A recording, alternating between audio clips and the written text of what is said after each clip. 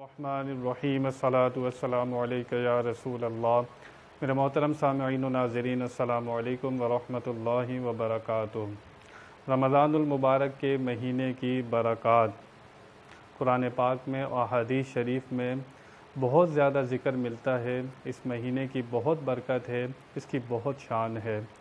चुनांचे नबी करीम सल्लल्लाहु अलैहि वसल्लम इरशाद फरमाते हैं, हज़रत सैयदना अबू हुरैरा रज़ियल्लाहु तआला अन्हु फरमाते हैं कि नबी करीम सल्लल्लाहु अलैहि वसल्लम फरमाते हैं कि सहाबा किराम को खुशखबरी सुना दो कि जब रमज़ान का महीना आता है तो आसमान के दरवाज़े खोल दिए जाते हैं, जहन्नम के दरवाज़े बंद कर दिए जाते हैं और शयातीन को जकड़ दिया जाता है।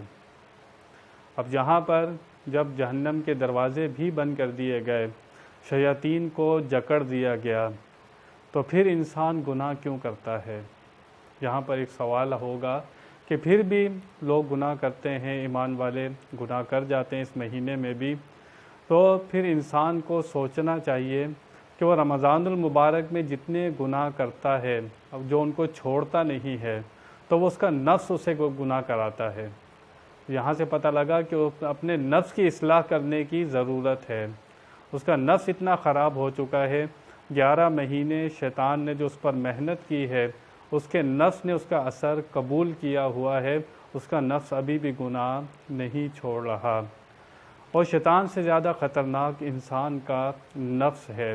शैतान को भी उसके नफ्स ने ही गुमराह किया था।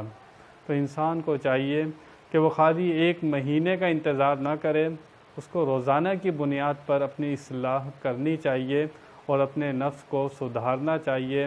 इसकी साजिशें इतनी, इसके कितने फितने हैं, कितने फ़साद हैं, इंसान को इससे बचना चाहिए और नफ्स की साजिशों को दूर करना चाहिए। इससे बचने के बंदे को चाहिए कि इससे बचने के लिए कोई इंतज़ाम करे, अल्लाह वालों की सोहबत इख्तियार करे, दीनी महफ़िल में बैठे और इसको सुधारने का इंतज़ाम करे।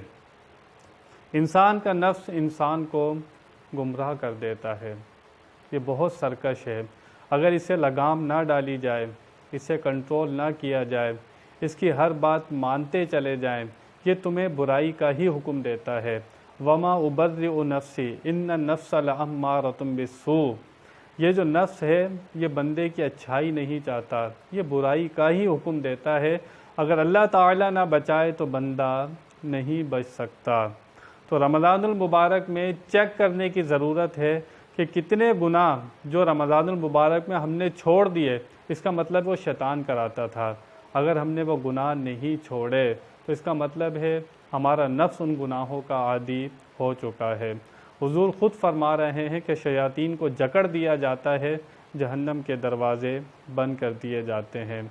और अब हमने सोचना है कि हम शैतान के कहने में आकर गुनाह करते हैं या नफ्स के कहने में आकर गुनाह करते हैं। और ये महीना है परहेज़गारी इख्तियार करने का, तकवा इख्तियार करने का, गुनाहों से बचने का।